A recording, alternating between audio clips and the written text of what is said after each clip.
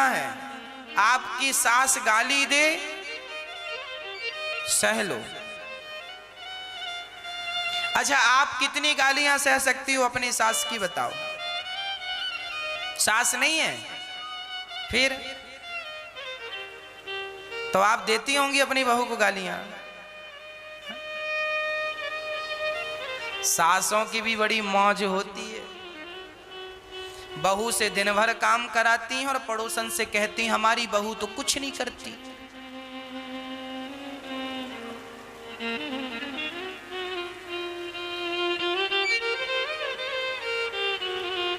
जितना सहन करोगे उतने सुखी रहोगे।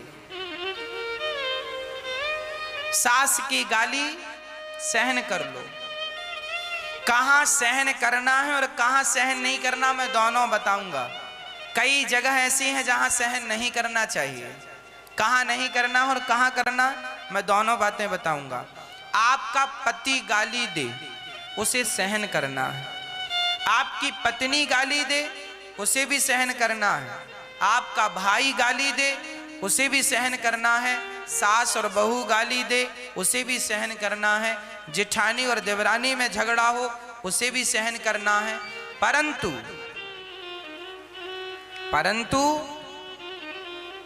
आपका अपमान वहां पर आप मत सहन कीजिए जहां आपके सामने आपके बड़ों का अपमान होता है। जैसे पत्नी के सामने उसके पति का कोई अपमान करे, तेरे पति ऐसे हैं वैसे हैं, अपना अपमान तो सहन कर लो पर अपने पति का अपमान सहन ना करो। अपना अपमान तो सहन कर लो पर अपने माता पिता का अपमान सहन ना करो। अपना अपमान तो सहन कर लो पर अपने भगवान का अपमान सहन ना करो। ये बात रामचरितमानस में लिखी है। हरिहर निंदा सुनहि जे काना, होहि पाप गौघात समाना। माँ बाप की निंदा करना और माँ बाप की निंदा सुनना दोनों गौ हत्या के समान पाप है। माँ बाप की निंदा करना और माँ बाप की निंदा सुनना, भगवान की निंदा करना और भगवान की निंदा सुनना, भक्तों की निंदा करना और भक्तों की निंदा सुनना। कई बार आप लोग कहते हैं ये भगवान बड़े हैं, ये भगवान छोटे हैं, शंकर जी ऐसे हैं, राम जी ऐसे हैं। ना, शंकर जी भी वही हैं, नारायण भी वही हैं और ब्रह्मा भी वही हैं, राम भी वही हैं और कृष्ण भी वही हैं। भक्तों में कोई कहे कबीरदास जी बड़े हैं कि सूरदास जी बड़े हैं। अब कोई इसमें डिस्कस करे कि बताओ कबीरदास जी बड़े हैं कि सूरदास जी बड़े, आप बताओ कौन बड़े हैं? बोलो बोलो, हाँ कौन बड़े हैं? ये बात हम कर रहे हैं, ये भी पाप है। यदि हमने सूरदास जी को बड़ा कह दिया तो कबीरदास जी छोटे हो गए, और कबीरदास जी को बड़ा कह दिया तो मतलब ये भक्त अपनी अपनी जगह दोनों ही श्रेष्ठ हैं। हमें दोनों का सम्मान करना चाहिए, दोनों के बारे में सुनना और समझना और उनके आचरण को अपने आचरण में उतारना चाहिए। पर दोनों को ऐसे चौराहे पे नहीं खड़ा करना चाहिए। तो बताओ कबीर जी बड़े हैं कि सूर जी बड़े? दोनों बड़े हैं, हम दोनों का आदर करते हैं, हमारे लिए दोनों बराबर हैं। हम किसी को छोटा कह के पाप नहीं करना चाहते। कोई कहे जनाबाई बड़ी है कि मीराबाई बड़ी है, अरे हमारे लिए दोनों वंदनीय है, दोनों पूजनीय है। कोई कहे माता बड़ी होती है कि पिता बड़ा होता है, दोनों बड़े हैं, हमारे लिए दोनों बड़े हैं। हम दोनों का आदर करते हैं, दोनों का सम्मान करते हैं। इसलिए इन व्यर्थ की बकवासों में उलझना नहीं चाहिए। हमेशा अपने आप को संसार के लौकिक लोगों के व्यवहार से बचा के रखना चाहिए। अपने आप को सहनशील बनाओ बस। अपमान खुद का होए सो हो जाए, पर अपने पति का अपमान मत सहन करना।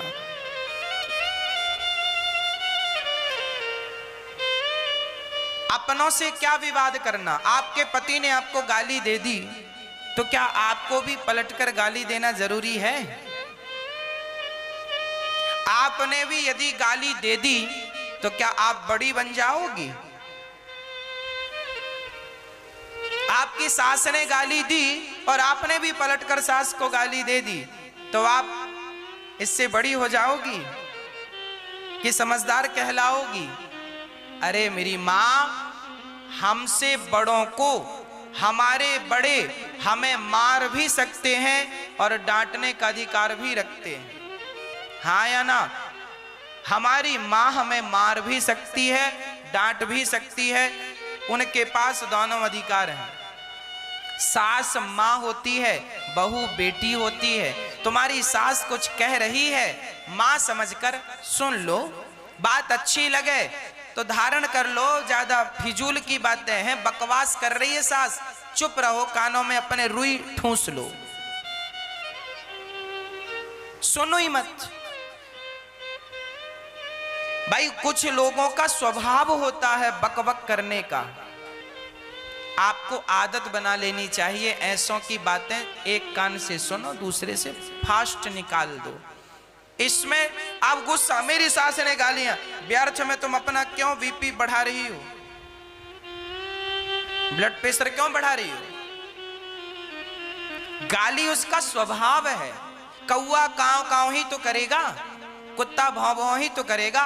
कुत्ता तो काव काव नहीं कर सकता और कौआ तो भौं भौं नहीं कर सकता। जिसका जो स्वभाव है वो वैसा ही आचरण करता है, वो वैसा ही व्यवहार करता है। बबूल का कांटा बेचारा चुभने के लिए ही बना है। आप बबूल के कांटे से कहो कि सुन, गुलाब तो कभी नहीं चुभता और बबूल तुम चुभते हो। अरे भैया, बबूल बना ही चुभने के लिए, है ना? कुछ लोग समाज में बबूल की तरह होते हैं जो सिर्फ चुभते हैं, जो खुद दुखी होते हैं औरों को भी दुखी करते हैं, पर कोई बात नहीं। जब लोग आपको दुखी करने लग जाएं तो जैसे कांटा औरों को चुभकर दुखी करता है, पर एक बात और है कि कांटे को कांटे से निकाला भी जाता है। आपके अंदर जो कांटे थे उन कांटों से उस कांटे को इन कांटों से निकालकर आप अपना स्वभाव गुलाब का रखिए। ये गुलाब है, देखिए, इसे हम हाथों से ऐसे मसल दें, मसलने के बाद गुलाब नहीं बचा, वो गुलाब की सुंदरता समाप्त हो गई, पंखुड़ियां भी जर्जर हो गईं। ये गुलाब है, अब ये खिला हुआ था, सुंदर था, पर हमने मसल दिया, इसकी हालत ऐसी हो गई। इसे हमने मसल दिया है, फिर भी इसने अपना स्वभाव नहीं छोड़ा। देखो, इसको हमने मसल कर गिरा दिया, फिर भी इसने जाते जाते मेरे हाथों को अपनी सुगंधी से भर दिया है। बस ये अच्छे लोगों का स्वभाव है। आप अच्छे हैं तो आपका स्वभाव यही है कि लोग आपका अपमान करें, अनादर करें, फिर भी आप जाते जाते उनका जीवन सुगंधमय बना दीजिए, आनंदमय बना दीजिए। आप अपना धर्म स्वभाव ना छोड़िए। दुष्ट अपनी दुष्टता नहीं छोड़ता, तो सज्जन को सज्जनता नहीं छोड़नी चाहिए। मैया जी, हमें सहनशील होना है, हृदय में करुणा रखना है, सबके प्रति भगवत भाव रखना है। कपिल भगवान कहते हैं, माँ अहम सर्वेषु भूतेषु भूतात्मा वस्थितः सदा। माँ, ये भक्ति योग क्या है? माता देवहूति ने कहा, प्रभु ये भक्ति योग क्या है? मैया जी, बात समझ में आ रही है कि नहीं? भक्ति योग क्या है? कपिल भगवान ने कहा, मां भक्ति योग सुनाता हूं, सुनो। अच्छा बताइए, सबसे बड़ी भक्ति क्या है? क्या है भक्ति?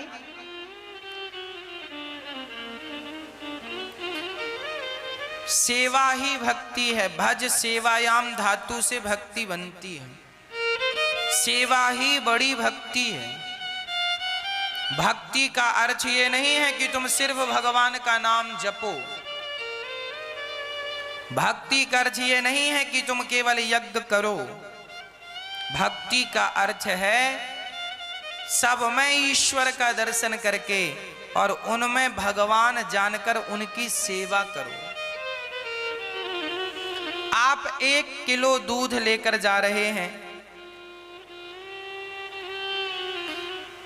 शंकर जी को चढ़ाने के लिए, और रास्ते में कोई आपके सामने भूखा आ गया, कहता है कि हमें भोजन दे दो, भूख लगी है, दूध पिला दो, तो बताओ उस समय आपका धर्म क्या है? शंकर जी को दूध चढ़ाना आपका धर्म है या उस भूखे की भूख मिटाना आपका धर्म है? क्या है?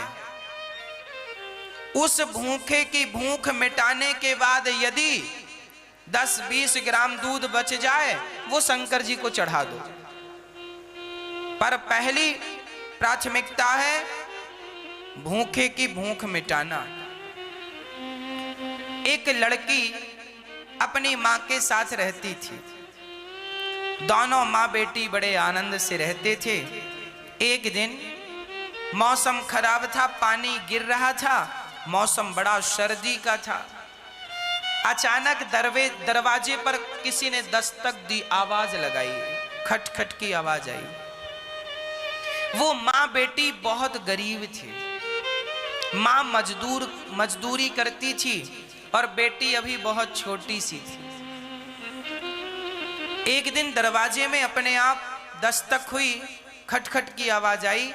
छोटी सी बच्ची दौड़ करके गई और दरवाजा खोला। उसे लगा कोई आया है। दरवाजा खोल कर देखा, कोई नहीं था।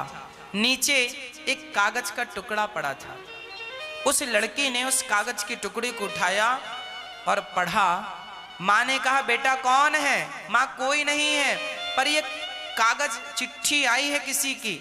अच्छा बताओ बेटा क्या लिखा है?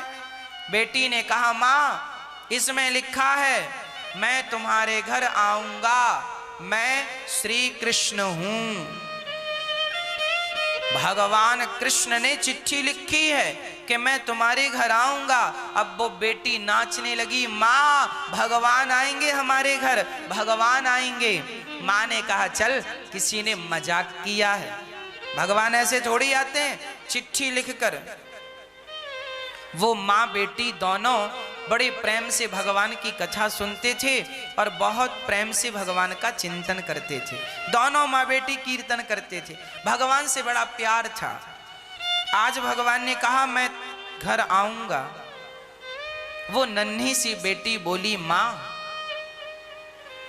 ये चिट्ठी भगवान की ही है, वो आएंगे, हो सकता है कल आ जाएं, तो एक काम करो हमें तैयारी तो रखनी चाहिए। क्या तैयारी करना? अच्छा भगवान आएंगे तो उन्हें हम खिलाएंगे क्या? आएंगे तो बिठाएंगे कहाँ? और मौसम ठंडा है, कहीं भगवान ने कह दिया रात रुकेंगे तो हम उन्हें उड़ाएंगे क्या? तो दोनों माँ बेटी बोली, चलो कुछ सामान बाजार से खरीद लाते हैं, भगवान आए तो उनके काम आएगा। दोनों माँ बेटी चली। उनके पास बचत के कुछ थोड़े से पैसे थे।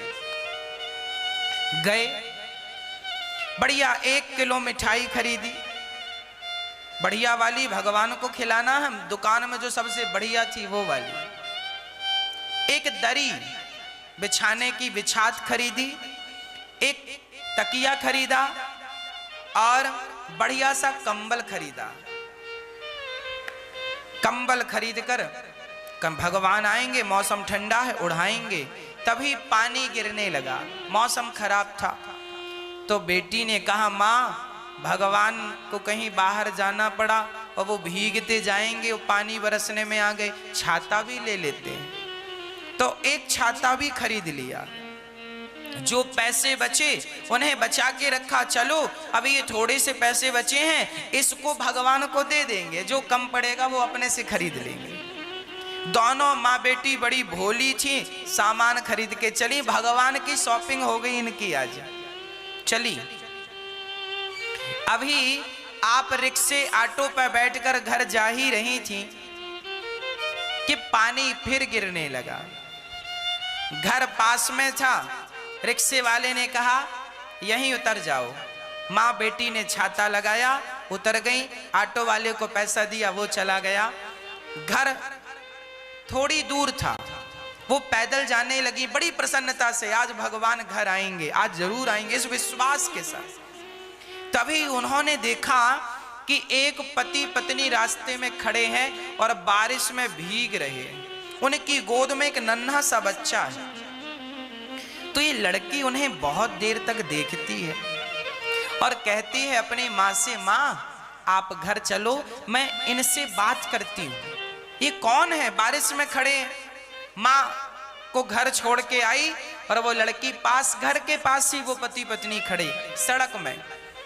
लड़की छाता लगाए खड़ी थी, बोली बहन आप बारिश में क्यों भीग रही हो, और भैया जी आपको क्या हुआ, और ये बच्चे को क्या हुआ। वो दोनों पति पत्नी बोले सुनो हमारे बच्चे की तबीयत बहुत खराब है और इसे डॉक्टर को दिखाने ले जा रहे हैं, पर क्या करें हमारे पास पैसे बिल्कुल नहीं है, हमने सुबह से कुछ खाया नहीं है, हमारे पास छाता भी नहीं है, बच्चा ठंडी से ठिठुर रहा है, उड़ाने को कंबल भी नहीं है और दवाई के कोई पैसे नहीं हैं। उस लड़की ने विचार किया कि मैंने भगवान के लिए जितनी शॉपिंग की है वो सारी चीजों की जरूरत तो इसे है, इससे सबकी जरूरत है, मैं क्या करूंगी।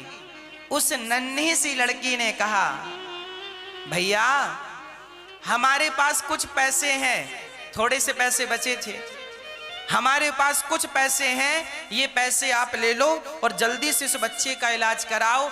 ये रहा कंबल, ये कंबल इसे उठाओ, ये रहा छाता, ये छाता आप लो, और ये रहा मिठाई का डिब्बा, आप लोगों ने कुछ खाया नहीं, हमारे पास तो बस यही है, आप ये मिठाई खा लेना और सुखी रहना, जल्दी से आप स्वस्थ हो जाना और आपका बच्चा स्वस्थ हो जाए। ये कहकर वो बेटी अपने घर आई और जैसे ही घर आई माँ ने कहा बेटा देख कोई चिट्ठी देकर गया है। अच्छा, उस लड़की ने अपनी माँ से चिट्ठी ली और चिट्ठी लेकर देखा, उसको पढ़ा, उसमें लिखा था बेटी मैंने कहा था ना कल तेरे घर आऊंगा, आज तेरे घर आया, तूने मुझे मिठाई खिलाई, पैसे दिए, छाता उड़ाया और कंबल दिया, मैं तेरी सेवा से बहुत प्रसन्न हो गया हूँ, बहुत प्रसन्न हो गया हूँ, पर तुम बहुत दुबली हो गई हो, अपना ख्याल रखा करो, तुम्हारी सेवा हम तक पहुंच गई। वो लड़की पढ़कर रोने लगी और दौड़कर वापस गई कि वो जिनकी मैंने सेवा की है वो भगवान थे। दौड़ कर गई, वहां ना कोई स्त्री, ना कोई पुरुष, ना कोई बच्चा, वो रोने लगी, मेरे सामने भगवान आए और मैं पहचान ना सकी। तभी इस सोच से वो बड़ी परेशान थी, बड़ी रो रही थी। जब रात हुई वो सोई तो भगवान ने सपने में कहा कि देखो तुमने मुझे पहचाना भले नहीं, तुमने मुझे नहीं पहचाना, पर तुमने मेरी मदद तो की, तुमने मेरा दर्द तो समझा। और जब हम किसी का दर्द समझते हैं, किसी की पीड़ा समझते हैं, तो पीड़ा उस व्यक्ति की दूर नहीं होती, भगवान की पीड़ा दूर हो जाती है, भगवान का दर्द दूर हो जाता है। भगवान कभी डायरेक्ट नहीं खाते, भगवान हमेशा इनडायरेक्ट किसी के माध्यम से खाते हैं। इसलिए जब आप किसी का दर्द दूर करते हैं, जब आप किसी की तकलीफ दूर करते हैं, जब आप किसी की पीड़ा को दूर करते हैं, तब भगवान बहुत प्रसन्न होते हैं। इससे बड़ी कोई प्रसन्नता नहीं हो सकती। सबसे बड़ी प्रसन्नता है